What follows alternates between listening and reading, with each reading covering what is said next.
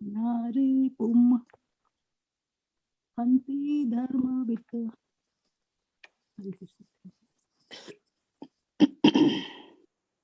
Hare Krishna. Mattam pramatam unmatam suptam balam striyajadam prapanam viritam vitam narupam hanti dharmavid. Hare Krishna.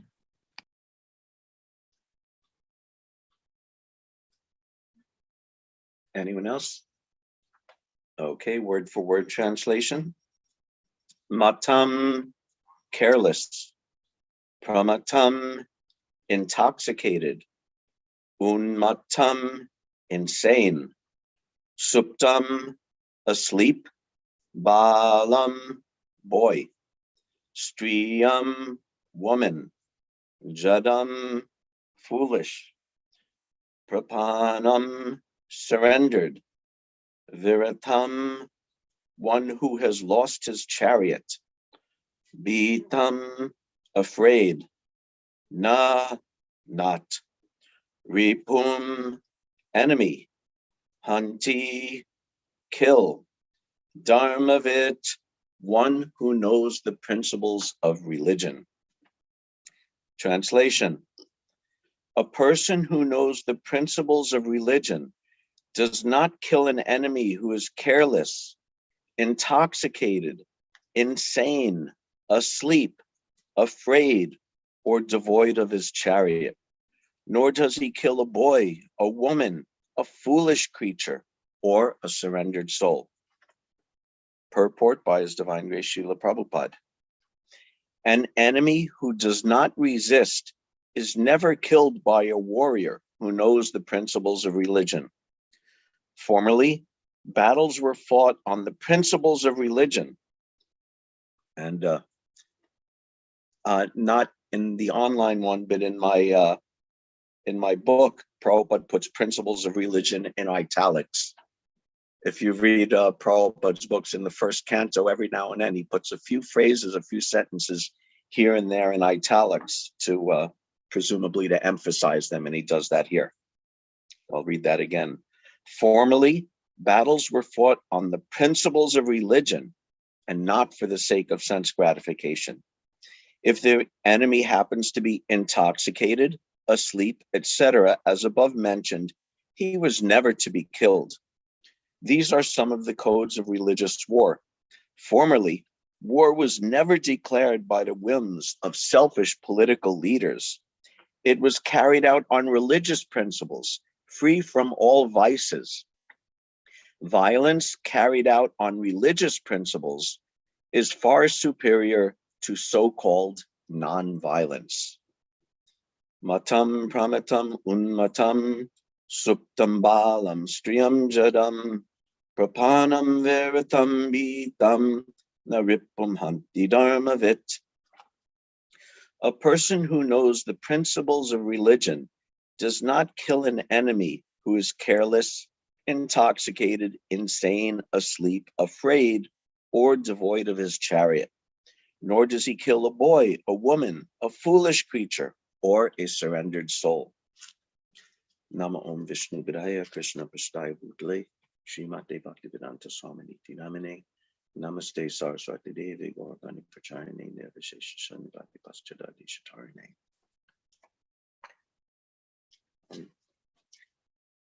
Before I actually start the class, here's a little bit about giving class. I looked up to see if Prabhupada spoke on this verse, and one time he did. And this verse is certainly an interesting point, but I'm not going to speak about, how to wage war for half an hour or 45 minutes. And Prabhupada didn't want to either, actually, at least in that case. As we discussed last week, we're not interested in war, in all these other things that are sometimes told in the Vedic stories, but we're interested in them as far as they pertain to Krishna and to Krishna consciousness. So just like when Prabhupada spoke on this verse, he spent a few minutes discussing the issue of war and how the fighting is properly waged in a religious war. And then he latched onto the word pramatam, mad, and he discussed that, how all the living entities in this world are mad. And very nice class, quoting many verses that use this word pramata, nunam pramata krute vikarma, many verses he quoted about that. So I'm gonna do a little bit like that, but I'm gonna try and keep it tied into what's happening in this chapter with the son of Drona punished. So different types of persons are not to be killed in fighting. Prabhupada, when he did lecture on this verse, he said, this is a quote, "So when there is fight on religious principles, there are different rules and regulations. One has to observe these rules and regulations. Just like striking the enemy, it should not come down the waist. You can strike the enemy from head to the waist, but not below that. That is illegal. Similarly, when the enemy is like this, mata, pramata, unmata, one after another. Mata means careless, inattentive. So if by chance, by inattentiveness, one does something wrong, he should not be considered an enemy. He's careless. He should be chastised, but not, even if he's enemy, he's not subject to being killed. No. Similarly, pramata.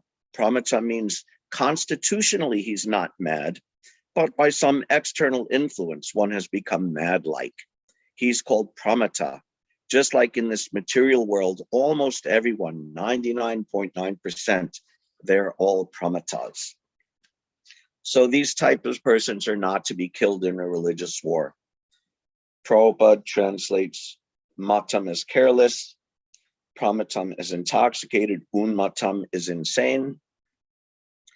Srila Vishwanath Chakravarti Thakur in his commentary gives a little different analysis. He switches around some of these meanings, saying mata means intoxicated, pramata means inattentive, and unmata means mentally unbalanced, either through planetary influences or disturbance of vata, disturbance of the life airs. Just like Chaitanya Mahaprabhu, when he was, I think when he was a teacher, one time he was exhibiting very extreme ecstatic symptoms. And when he came to his senses, he said, oh, it was just, it's nothing. It's just, he called it Vayu Vyadi, disturbance, an illness of the disturbance of the airs in the body was making him act like that. So this is the Ayurvedic concept of insanity. So there's these differences of what the words mean, because actually mata, pramata, unmata, they actually, by dictionary definition, they all mean the same thing, mad.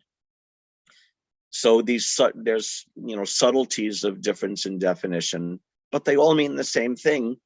But it's mentioned 3 times because it's describing there's madness of one who's constitutionally mad. We would say in modern language, we might say clinically insane or clinically defined as having a mental illness. One could be accidentally mad, like Prabhupada says, one is inattentive, or one can be mad through some external influence, like being drunk or being intoxicated makes one act like a madman. But in all of those cases, such a person cannot be killed, cannot be attacked. Similarly, suptam, if someone's asleep, like the sleeping sons of Draupadi. Balam, one who's a child, like, oh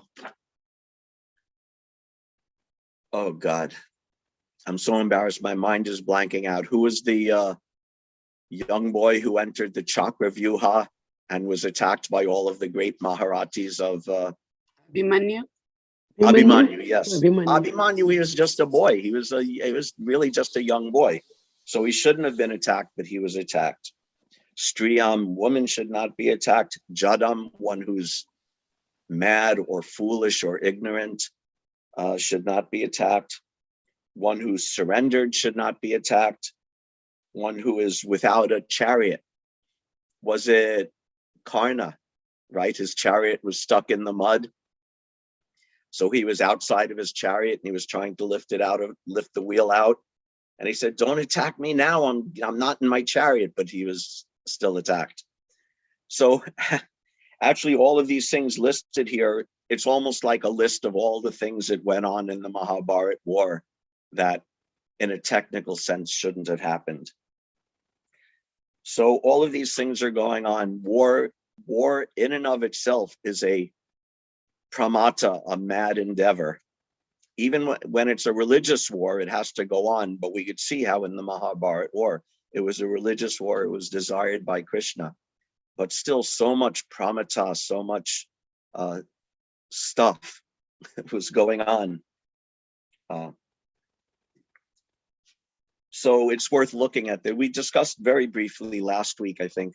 We discussed a little bit, or just barely mentioned in passing, about how all these different incongruities were going on in the Mahabharata war.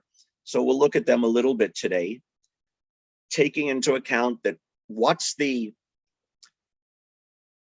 of course, there's many points, but one way of distilling, what's the point of this pastime of Drona attacking with the Brahmastra and Arjuna capturing him, and how should I punish him? Should I kill him? Should I not kill him?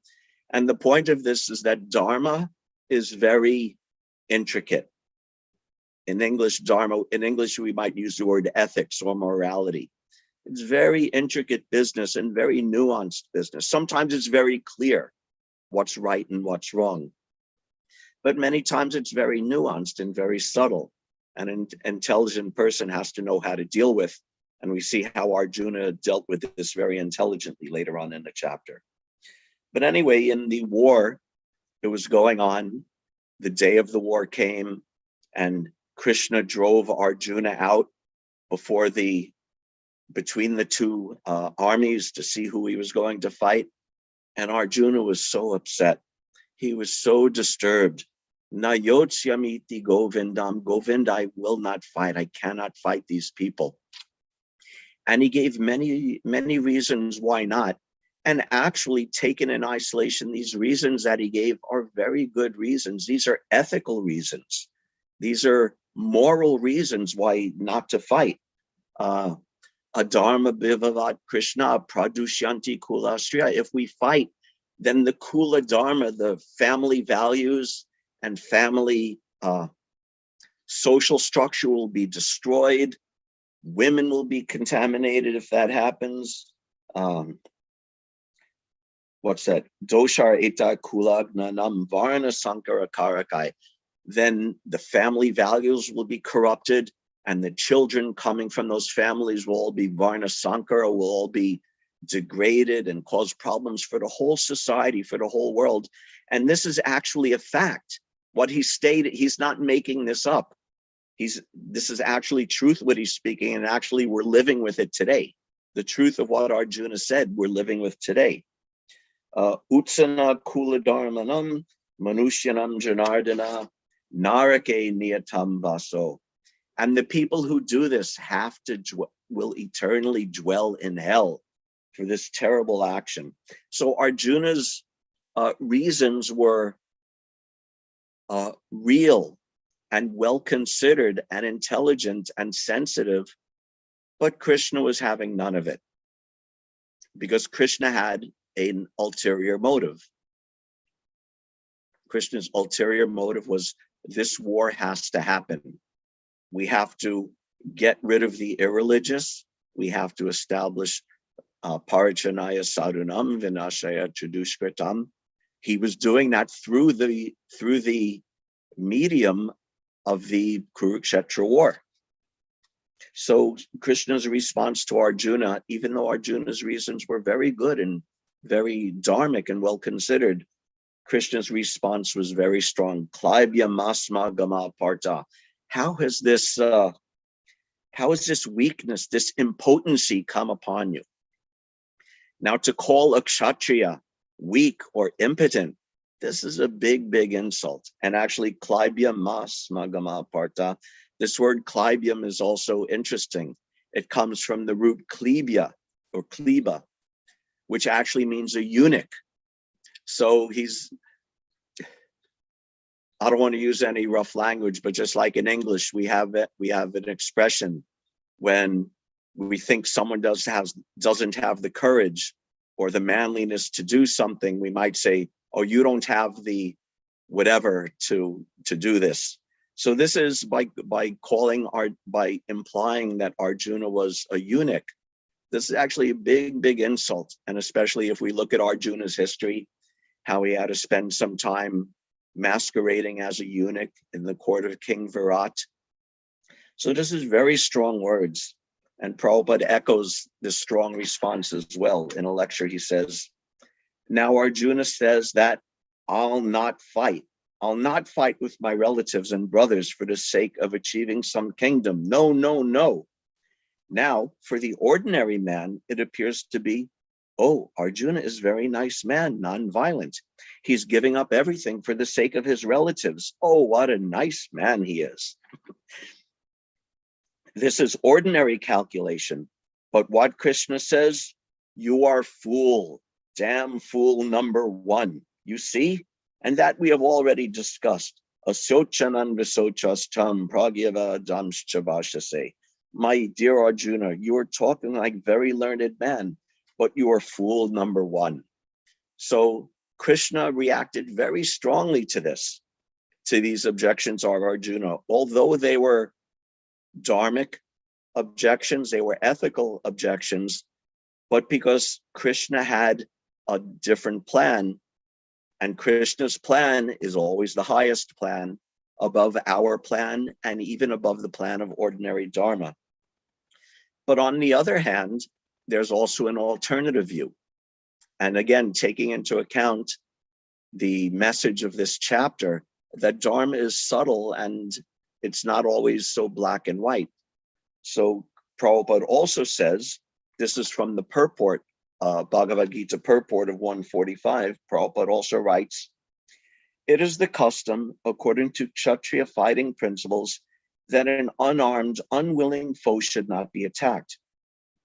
Arjuna, however, decided that even if attacked by the enemy in such an awkward position, he would not fight. He did not consider how much the other party was bent upon fighting. All these symptoms are due to soft-heartedness, resulting from his being a great devotee of the Lord. Such a kind and soft-hearted person in the devotional service of the Lord is fit to receive self-knowledge. So we may ask, someone with a superficial view may ask, well, which is it? Is he a eunuch? Is he a fool, as Krishna described? Or he is a soft-hearted great devotee who's fit to receive this transcendental knowledge from Krishna? Which is it? And that's the answer is, of course, both. We have to understand both. Just like if we ask, well, which is it? Should Arjuna kill Ashwatthama because he's a sinful murderer? Or should he not kill him because he's the son of a Brahmana? It's not black and white. And Arjuna very intelligently encompassed both of those in his actions. And we also have to develop a subtle, a nuanced view so we can encompass both of these. That the rules of ethics and dharma, and even in war, who to kill, who not to kill, and in ordinary ethics, being truthful, honest, being clean, being merciful, being austere. All of these principles are there, and the highest principle is serving Krishna. But that doesn't mean we throw out these other principles. Like in that, what's that mantra we say at the fire sacrifice? Om apavitra pavitro va sarvavastam gato piva yasmaret pundari kaksham sabhaya bhyantara suchi. So this is the ultimate spiritual injunction and definition of cleanliness, that apavitra pavitro va sarvavastam gato piva. You may be pure or not pure. You may have gone through any situation in life, it doesn't matter.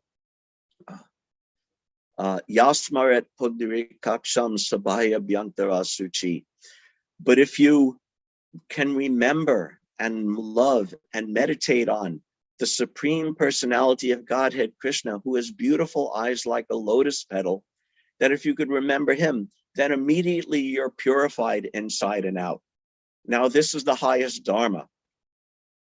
But if someone says, okay, I wake up in the morning and I'm getting ready to do arati to the deities, but I'm not going to take a shower.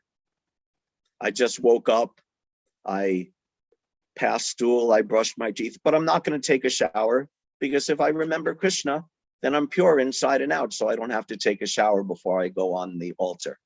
So this is obviously a one-sided misuse of this principle. Yes, the ultimate purifying principle is Krishna, but we also have these quote unquote ordinary rules of religion, being clean, being truthful, etc. And we have to integrate all of these under the principle of, under the banner of Krishna consciousness. We need to do all of these. Let's see. So, in connection with this, another way of looking at this, this is what's called in German, this is called Gadonkan Experiment. In English, we say this is a thought experiment. So use your imagination and imagine an alternate universe where the Kurukshetra war is about to happen and Krishna drives Arjuna out to the middle of the battlefield between the two armies on the morning of the beginning of the Kurukshetra war. And Krishna says, oh, Arjuna, look at all these armies arrayed before you, your teacher, your family members, all you have to fight and kill. And imagine this alternate universe, Arjuna saying, Krishna, you don't have to lecture me. Let's go and kill them. I'm ready to fight. I'm ready to do it. There's no other consideration. I'm not concerned about, destroying the family values or contaminating the women of the family or the future generations. This is what you want. Let's just go fight. Let's just go kill them. This is ultimately Krishna's desire. This is what he wants. But just imagine on Arjuna like that. Could we really love and respect an Arjuna like that who didn't have these objections, even though Arjuna had to ultimately put them aside? These objections that he put forward are signs of his situation in pure goodness. And as Prabhupada said, his soft-heartedness, which actually made him eligible to hear the Bhagavad Gita. What to speak of that if Arjuna just wanted to jump into the fight, then there would be no Bhagavad Gita spoken. So this is part of a devotee that Krishna's desire is the ultimate dharma, but the ordinary dharma, the ordinary goodness and religion and honesty and sensitivity is all part of that. It's not something we throw out, it's something we integrate. Or there's the other Mahabharata story, which also deals with or is relevant to the sins of Ashwatam, was that Drona, as the general of the Kaurava army, was practically speaking undefeatable. No one could defeat him. It was actually impossible to defeat him by ordinary methods. So Krishna said to Yudhishthira, you go out and you announce that Ashwatam is dead. And when Drona hears that Ashwatam is dead, that his son is dead, then he'll become so sad and so disturbed, so despondent that he'll give up the fight, and then we'll be able to defeat him. And Yudhishthira, he did not want to do this. He at first refused to do it. Yudhishthira was so famous for his Dharmaraj, and so famous especially for his truthfulness that a lie could never pass his lips. So he resisted this. And then there's the story that after finally he gave in to Krishna's wish, and he said, Ashwatam, the elephant, is dead. And in that way, Dronachari, he got off his chariot, he laid down his weapons, he sat down, gave up completely fighting, gave up everything, just sat down in meditation right there on the battlefield. And was it Drishtajumna who killed him then? So the story goes that Yudhishthira, he had a chariot, a mystical chariot given to him that would travel over the battlefield, and its wheels would not even touch the ground as it glided over the battlefield. But after this incident, his chariot lowered and actually had to roll on the ground like an ordinary chariot. And non-devotees, or those who don't really understand Krishna's pastime, said, oh, his chariot had to lower to the ground because he told a lie. But the pure Vaishnavas understand that Yudhishthir's chariot lowered to the ground, not because he told a lie, but because he hesitated to obey Krishna. So obeying Krishna is the highest principle, which Yudhishthir reluctantly, but ultimately obeyed. But again, let's visit this alternate universe with an alternate universe Yudhishthir, where Krishna says to Yudhishthir, Yudhishthir, go and say Ashwatthama is dead. And then Drona will give up the fight and then we could kill him. And Yudhishthir says, wow, Krishna, that's a great idea. I'll do that. I'll lie like that and we'll trick him and then we could go kill him. What a terrific idea. Could we love and honor and worship a devotee like Yudhishthir if he reacted like that? Imagine how disappointed we would be in a great devotee like Yudhishthir if he adopted that mentality, adopted that behavior.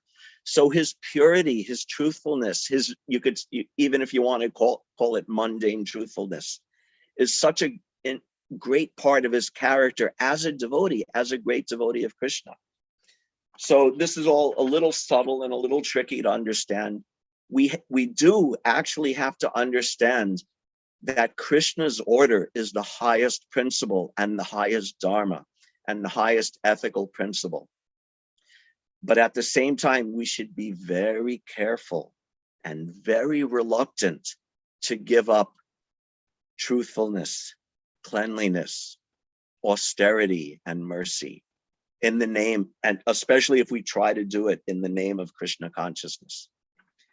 One lecture, Prabhupada talks a little bit about this ethical behavior. He said, we actually eat what Krishna eats. If Krishna eats eggs, then we can eat eggs, but he does not eat. Our policy is we do not eat anything which is not accepted by Krishna. That is our policy. If Krishna said, give me meat, then we shall eat meat. But he does not say, he says, patram pushpam palam toyam.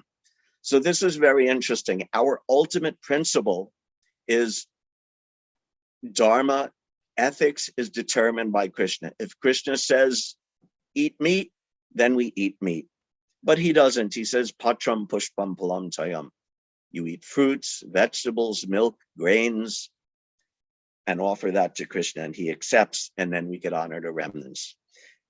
So this is the highest principle of ethics, is Krishna's desire. But at the same time, it's not like Krishna flipped a coin and said, okay, will I eat vegetarian or will I eat meat? And it came up vegetarian, though. So therefore he says in Bhagavad Gita, patram pushpam palam toyam. That's not how it works. He says that because it's also, even objectively, even leaving aside Krishna's desire, not eating meat is the very clear and very obvious ethically superior choice.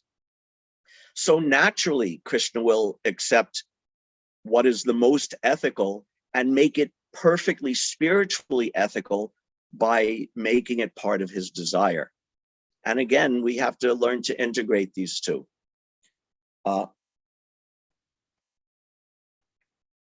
And again, reiterating, not almost 100% of the time, we do not sacrifice our ordinary morality, our ordinary sense of goodness and mercy and all of these things for the sake of Krishna consciousness. This is a very rare, very exceptional situation, like on the battlefield of Kurukshetra, where some exceptions were made. And even those exceptions were made for the sake of Krishna and for the sake of everything. But even though it was ultimately Krishna's plan, it caused great suffering. For the rest of Yudhishthir's life, he was so disturbed and so depressed over what went on during the Battle of Kurukshetra, that actually he was never really able to enjoy being a king anyway, because even though it was Krishna's will, even though he was obeying Krishna, he was such a sensitive soul and such a soft-hearted devotee that he was always upset over what had happened. So we should be very careful about this. Sometimes in ISKCON, we may have heard the term transcendental trickery. We have to be very, very careful about this. Sacrificing honesty, specifically honesty, truthfulness, for the sake of preaching or for the sake of Krishna consciousness. Just like in the 17th chapter of the first canto, there's the story of Parikshit Maharaj, who was saved by Krishna so that he could be king and rule. And he was touring and he found the low-class personality of Kali beating the cow and the bull. And the bull had 4 legs, and figuratively speaking, those 4 legs represent the 4 principles of religion, of truthfulness, cleanliness, socham, satyam, I can't remember the other Sanskrit, dayam, mercy, and austerity. And 3 of those legs were completely destroyed. And only the 1 leg of truthfulness was left, and that was shaky. So he was somehow or other hobbling along. Dharma the bull was somehow or other barely hobbling along on that 1 leg of truthfulness. So if we think we want to compromise truthfulness for the sake of Krishna consciousness, we need to consider very seriously, do we really want to do this? Do we really need to do this to Dharma the bull on his already 1 left shaky leg? So we should be careful about this, sacrificing truthfulness and Krishna consciousness. I think it's less now. It used to be on Sankirtan, on book distribution. Sometime there was a certain tolerance or even an advocacy for this kind of behavior. Hopefully that's not as prevalent now, or not prevalent now. And Prabhupada addressed it. And we can see actually there are other examples of this kind of transcendental trickery, and now it's not very good. One example in Christianity, maybe some of you have heard of the Shroud of Tauren. The Shroud of Tauren is a piece of cloth that supposedly is supposed to be a cloth that was laid on the body of Jesus at the time of his death and left an imprint of his face. And of course it's not. It's been, exhaustively proven that it's a product of the later centuries of the maybe 14th, 15th century. And this is a fraud. And it was a fraud made presumably to increase people's faith, to increase their adherence to Christianity, which you could say is a good thing if you're an advocate of Christianity.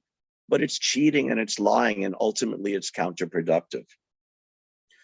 Or some of you may have seen, every year we see this on Facebook, that when Diwali comes, someone will post this picture, it's supposed to be a NASA picture of India from space, showing it all bright and shiny with all the lights on, saying, oh, this is India at Diwali, and look at how shiny it is because of all of the lights.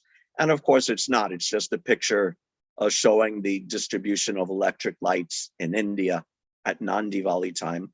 So because we like to, just like a Christian, because they support Jesus and believe in Jesus, they may accept this story of the Shroud of Tauren, or because we like India and like to see India glorified, we may accept a story like that about this Facebook photo, which circulates every year. But we have to remember that it's false, and someone in knowledge knew that it was a false thing and put it forward as, oh, this is all the ghee lamps in India showing from outer space. And of course it's not. So someone did that deception, and this is not very good. And Prabhupada addressed that in ISKCON. There was early in the movement, in the earlier days of book distribution, there was, some of you who have been around a while may have heard of this or may remember this, what was called the change up, where you would be selling books to someone on the street, and they would offer to give a donation, and maybe they were going to give $1 or $2. And the bookseller would say something like, oh, you know, I have a lot of singles, and I'd like to get rid of some of them. Why don't you give me the 20 and I'll give you change? And then the person would take the 20 and they would then talk to the person and try to get them to forget that he was giving change. Or sometimes they would outright refuse to give change and pressure them into giving the whole 20. So this was called the change up. And apparently there was a lot of this going on in the early days of book distribution. And Prabhupada wrote a letter about this. And he said, a film showing illegal techniques of distributing my books by money shuffle was his term for the change up, was never authorized by me. If it is actually a fact what you say, then stop it immediately. In all our dealings, we should be above suspicion. They say first impressions are lasting. If someone feels cheated by our men because they are using dubious methods of distribution and collecting money, our purity may be doubted and reputation spoiled. So please do not allow such film showing to take place until I have seen the film personally. So someone may think, oh, I'm taking more money from them. Oh, they're just sinful karmis. What are they going to do with their money? Better by hook or crook, I take their money and it'll benefit them and it'll benefit ISKCON by having more money. And in one sense, that's true. But in another sense, if you disturb that person and cheat that person, and it causes a antipathy towards devotees and towards Krishna consciousness, that's not preaching, that's anti-preaching and has to be guarded against. Another example was sometimes on book distribution, there would be some deception saying, oh, give a donation, we're feeding children in India, to get people to give donation. And Prabhupada also addressed that. He said, whatever fund is collected for food distribution should be sent to India. Why is it not sent? The other funds coming from sales of books can be accounted for properly. So where is there any fraud? Sometimes a salesman can say something extraordinary in order to sell something, but that is not fraud. Just like they're selling this oil, saying that if you rub it on your bald head, hair will grow. Where is the case where a bald man's hair grew from this oil? But the government is not charging with fraud. So here he's saying that, okay, a little, sometimes in advertising, there's a little exaggeration. That what can be done? That's a sales technique, a little exaggeration. But outright fraud, he spoke strongly against. He said, please don't use these UNICEF cards. That will not be good. You can make ISKCON food relief cards, but the money collected using this card must be sent to India where we are actually feeding people. If we simply speak nicely to a person and try sincerely to get him to take the book, he'll take it. Why should we adopt unfair means? We should not do anything which will create a bad impression or make us unpopular. People are after these books. They are hankering for them. We don't need to take cheating method. I never had to use any cheating method when I first began. I simply presented the real thing. So we could preach, we can engage people, we could talk to them, we could even use some sales tricks here and there, but fraud should not be used. Preach on the basis of the books, on the real basis of Krishna consciousness. So this is in preaching, but it's not only in preaching and not only in ISKCON, but even in our personal life, we need to be very careful about our behavior. Krishna is our ultimate authority and our ultimate dharma, but part of that is that we have to be impeccable in all our behavior. In Upadeshamrita, text 3, there are described Sadvir Bhakta Prasiddhyati, 6 activities that make one perfect in devotional service. And the last of those 6 is Sato Vrite. Sato Vrite, Prabhupada translates as following the footsteps of the great devotees. Sato means Sat, the great devotees. And Vrite means adopting the behavior. So Prabhupada translated following the behavior of great devotees. In Bhagavad Gita, he quotes it and translates it as engaging completely in activities of goodness. In that translation, he took Sato as goodness, not as as the sat devotees, but engaging in activities of goodness.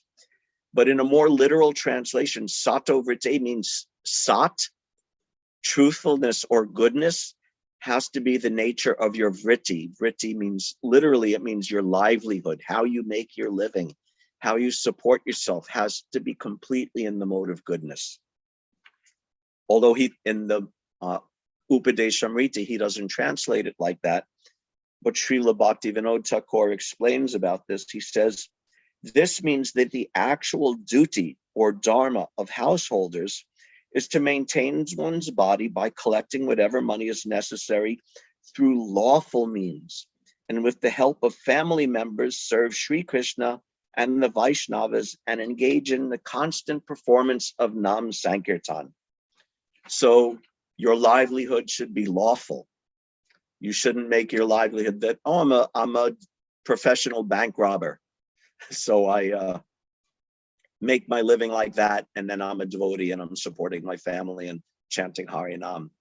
That's actually good if a bank robber chants Harinam, but this is not an ideal situation for either advancing their own personal Krishna consciousness or making an example to society of how one should be a good devotee. Bhaktivinoda Thakur goes on, householders who possess bhakti are praiseworthy, whereas householders who do not are unfortunate. When householders have worldly dealings, they do so while taking shelter of Krishna Nam. No Vaishnava should earn unlawfully or spend wastefully. Those who are employed should not accept bribes. So Bhaktivinoda Thakur knows about the prevalence of bribes. He was himself a government servant. So not to impugn India too much, but we know how prevalent bribery is in India government and Indian civil service. So he's melding these two ideas together, that an ideal Vaishnava householder, he, along with his family, has to be completely engaged in Harinam Sankirtan. But at the same time, his livelihood has to be completely sato vrite, no cheating, no duplicity, no bribes, no cheating, like pyramid schemes or cheating or bribes or dishonesty in your livelihood. All of that has to be rejected. And Prabhupada, again, although he didn't discuss sato vrite in that context in Upadeshamrita, in a lecture he did. In this lecture, he said, sato vrite, we must be, our vritti, our profession or occupation must be very pure, must be very pure. Impure activities cannot lead me to spiritual emancipation.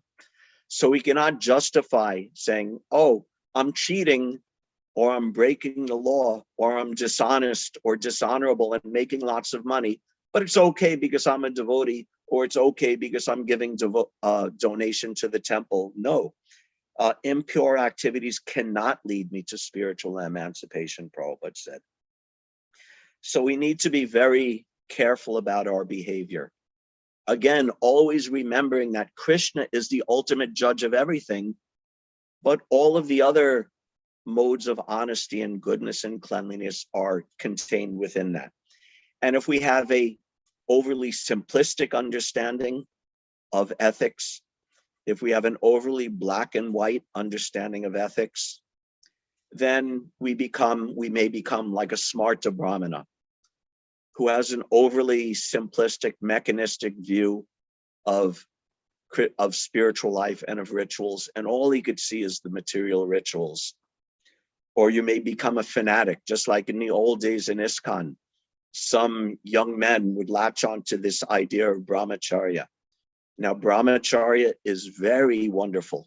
A person who could practice perfect brahmacharya is glorified and has a great advantage in spiritual life.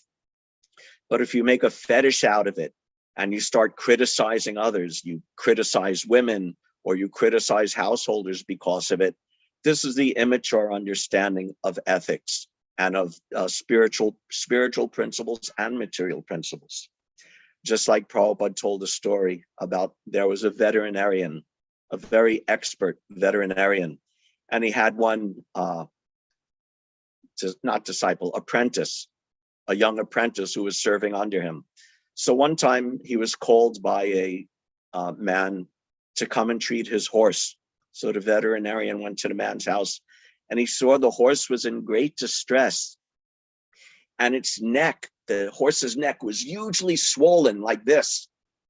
So the veterinarian opened his bag, his medical bag, and he took out a hammer and he started tapping, banging on the swelling on the horse's neck. And after a few taps, the swelling went down and the horse experienced great relief.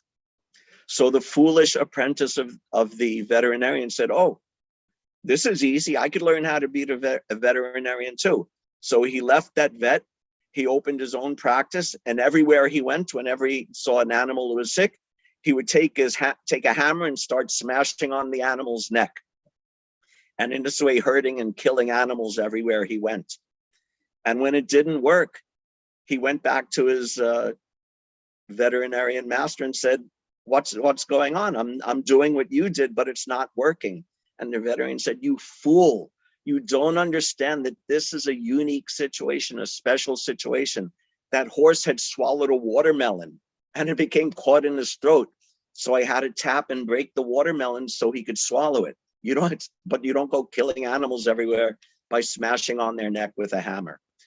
So if we look at Yudhishthira and Krishna on the battlefield of Kurukshetra and say, yeah, lying for Krishna, I'm going to go and do that too, then we're like the foolish disciple of the veterinarian who doesn't actually understand the principles of Dharma. We need to understand the holistic view of proper Dharma and proper behavior in this world, all of it under the banner of serving Krishna, understanding it properly. And when we do that, then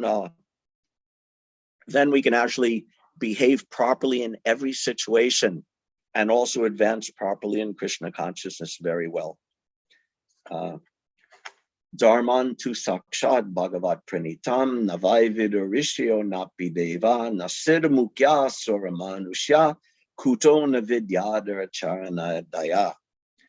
Religious principles are very difficult to understand. The demigods can't understand, the siddhas, the rishis, the vidyadharas and charanas, the other kinds of residents of the heavenly planets, they cannot understand the principles of Dharma, the principles of ethics very well. What to speak of ordinary human beings? And the conclusion is Dharman tu sakshat bhagavat pranitam. The actual principles of religion are given by Krishna.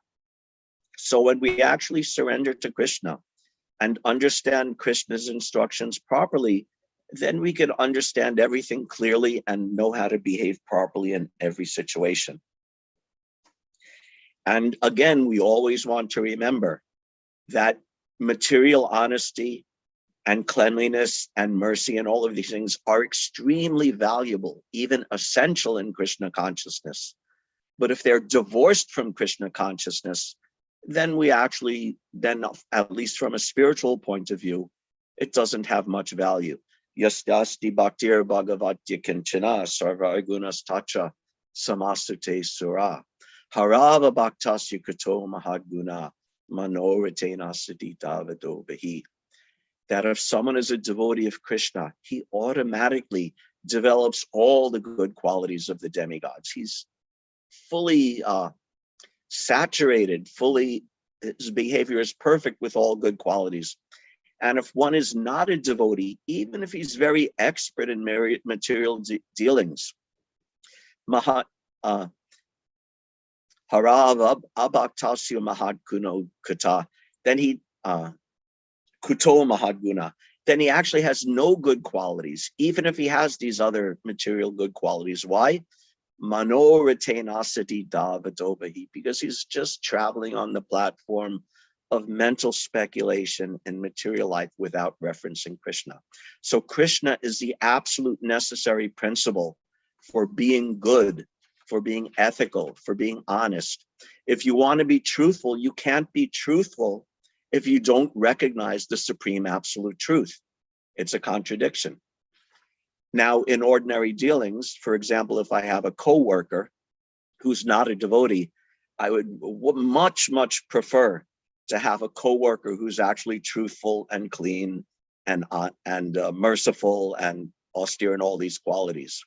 But in the ultimate sense, if someone has that, but they're not a devotee, spiritually speaking, it doesn't have much value on its own.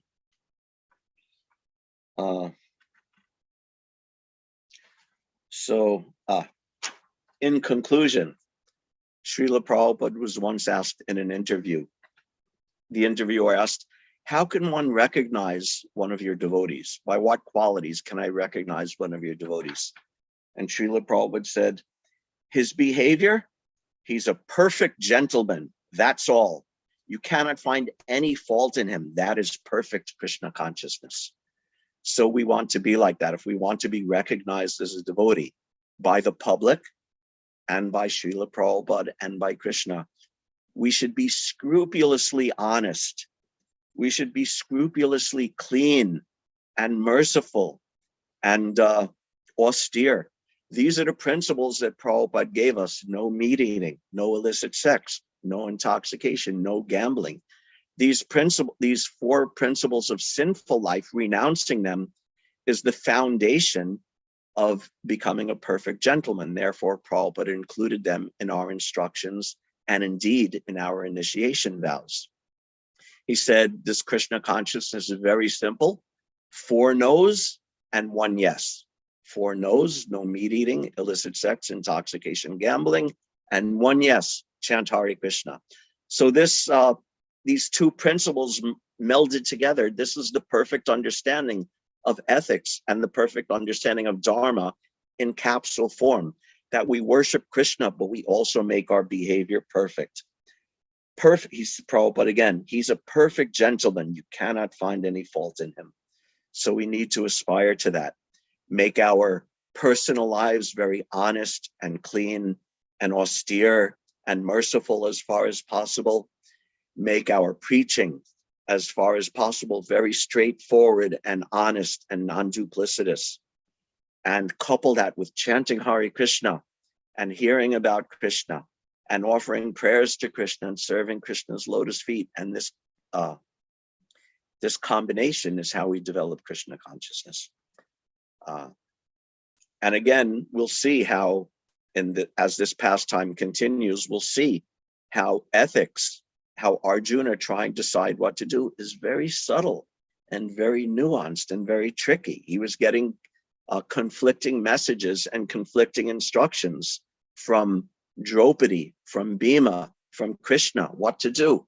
But because he was such a perfect devotee and such an elevated devotee and intelligent devotee, he was able to discern under Krishna's direction how to amalgamate all the aspects of Dharma very perfectly, how to kill without killing, how to punish without punishing, how to preserve the life and take the life simultaneously. So we may not be as expert as Arjuna, but this is the idea. This is the aspiration we have as devotees. Thank you very much. Hare Krishna. Is there any questions or comments or discussion?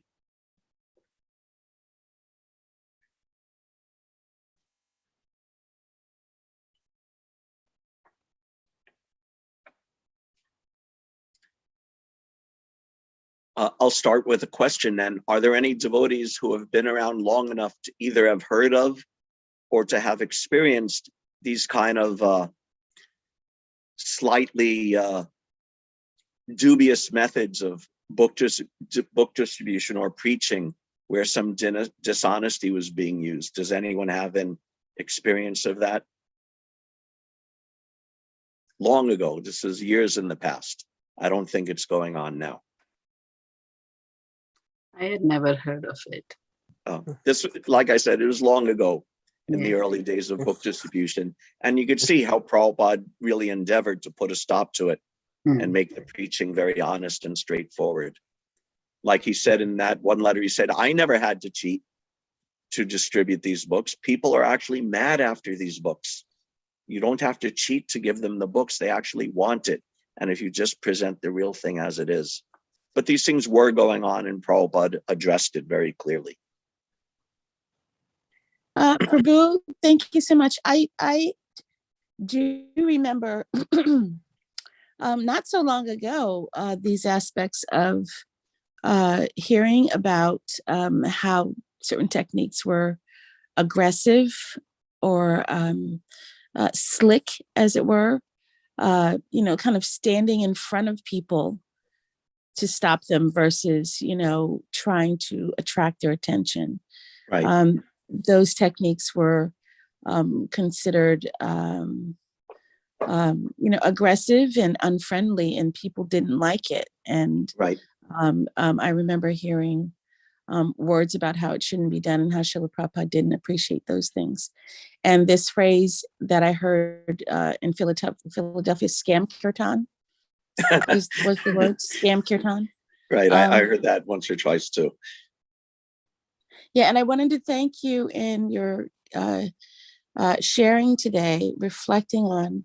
It's something that I've been thinking about. Like, are we supposed to be?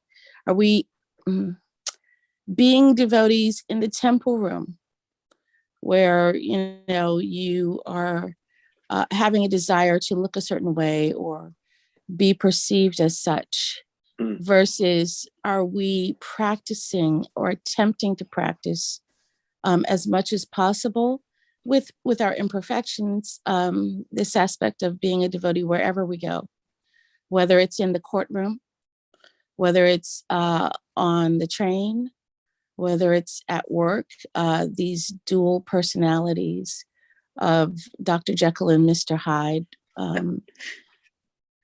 Yeah, thank you so much. That's I really like that point. That's a great point. That truthfulness is not just, I shall not tell a lie, I chop down the cherry tree, or something like that, or I will not tell a lie on Sankirtan, but honesty as, just presenting yourself in an honest way, that, not trying to,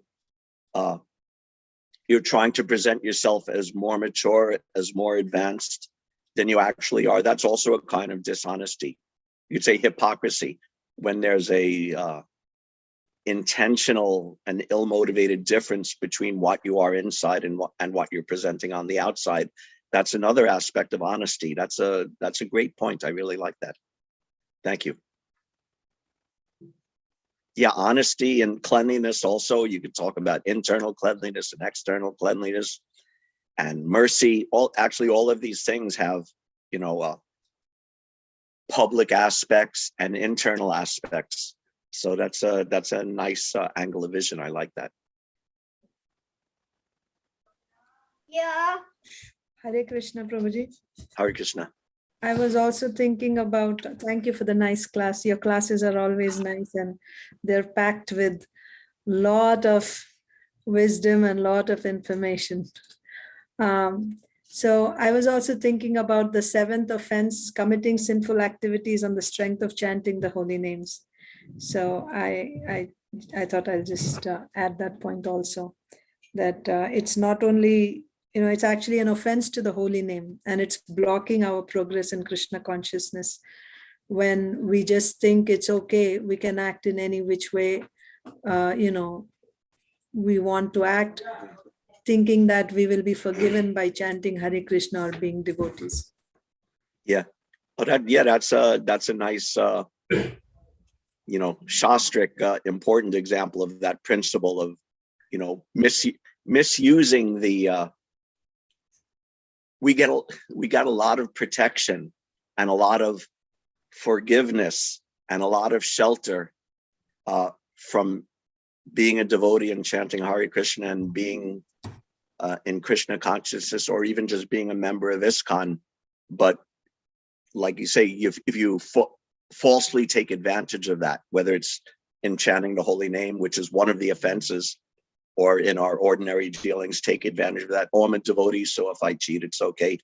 That's a good point. And that, I suppose you could actually argue that as that's one of the nam-aparads, that's like the worst manifestation of it. When you cheat like that, thinking, oh, I'm chanting, so if I commit some sin, it doesn't matter. That's a really good point too. really strong point too. Also Yes. about your point that you said, that we don't have, actually it's the same point, that we should behave properly. And I was giving class yesterday, and I was reading Srila Prabhupada's lecture on yesterday's class. And in yesterday's shloka, Krishna tells Arjun to kill Ashwatthama because he's a Brahma Bandhu.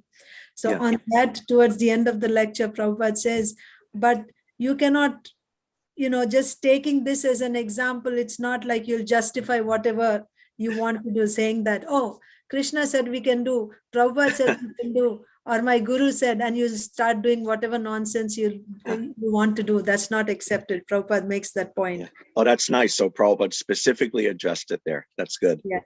Yeah. And then Prabhupada said, until and unless you're directly instructed by Krishna, like in Arjun's case, and Krishna is saying you kill him, but you cannot just act like that. You have to follow the Shastra, in other words. Yeah, that's a really good point.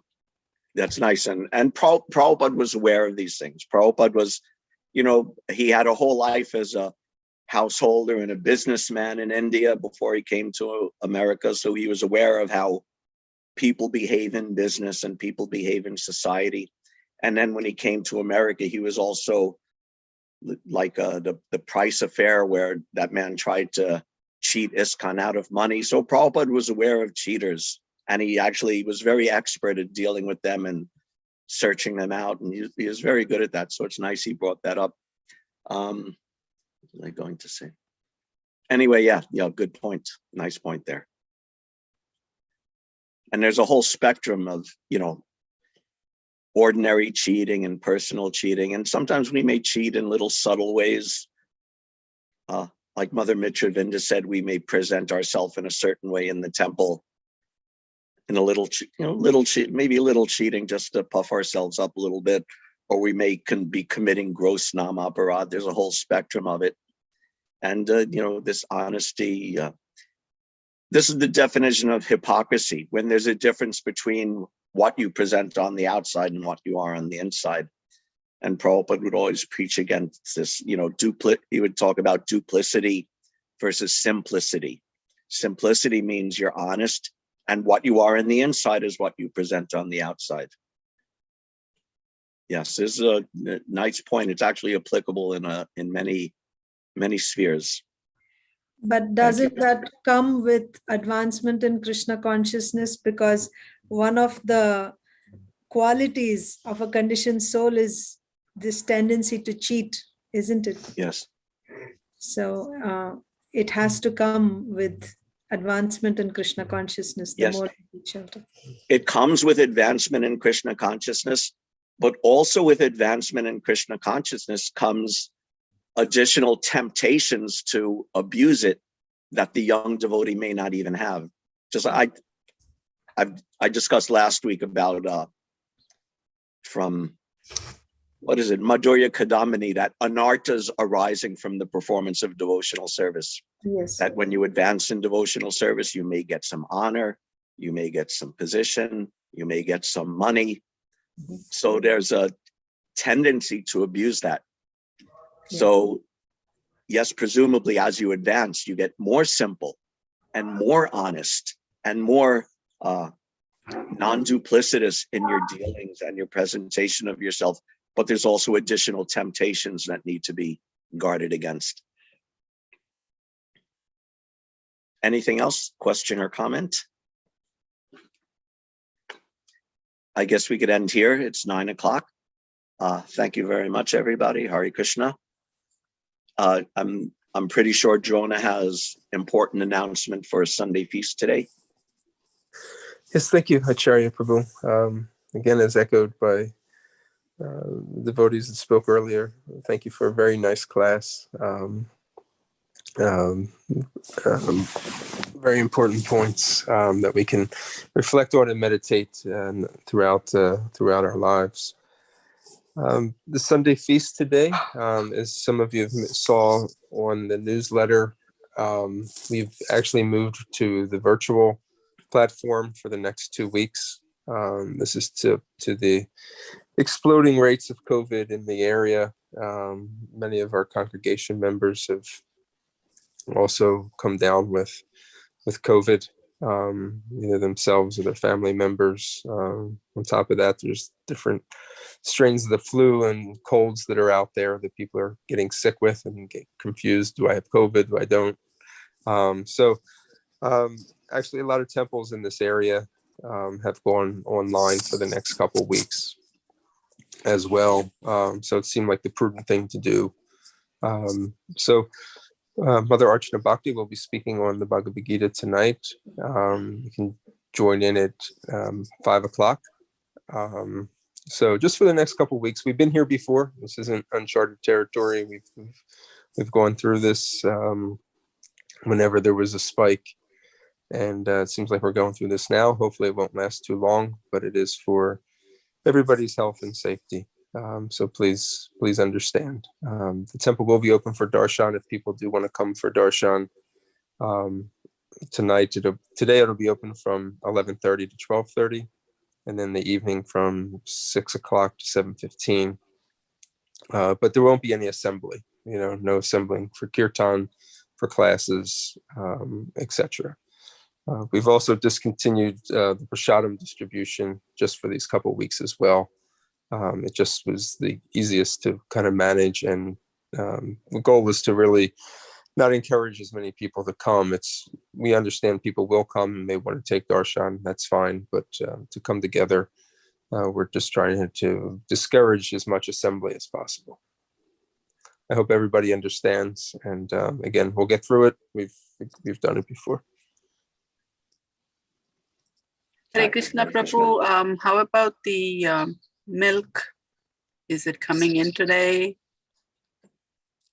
Yes, people can come this evening to pick up their milk, or schedule a time to come and select it. The temple devotees will be here. Okay. I'll be there to temple this evening because people will undoubtedly still come. People that either didn't receive the information in the newsletter or other media or our other outlets that we give information. So yeah, people that want to receive milk will definitely have their milk available for them during those hours. Okay. Thank you. Thank you for bringing that up. Dronacharya Prabhu, so the Zoom session will be only for the class, so it will start at 5. Yeah, we'll give a darshan. So there's the artik at 4:30. We'll show that online from 4:30, and that'll go to the class at 5 o'clock, and then the class will be shown until it ends at around 6 o'clock. Okay. So everyone logs in at 4:30 in Zoom? Yeah, you can log in at 4:30. Yeah, thank you. Yeah, and that'll just be the kirtan that'll go on in the temple room from one of the temple devotees for the 4:30 artik. Yeah. Yeah. Thank you. And then 5 o'clock will be the class. Okay. So again, thank you. I know it's an inconvenience, but really it's for everybody's protection. Right. Like you say, we'll get through it. Yeah. Yeah. Okay. Thank you very much, everybody. Thank you very much, Everyone Prabhu. stay safe, please. Thank you. Thank you very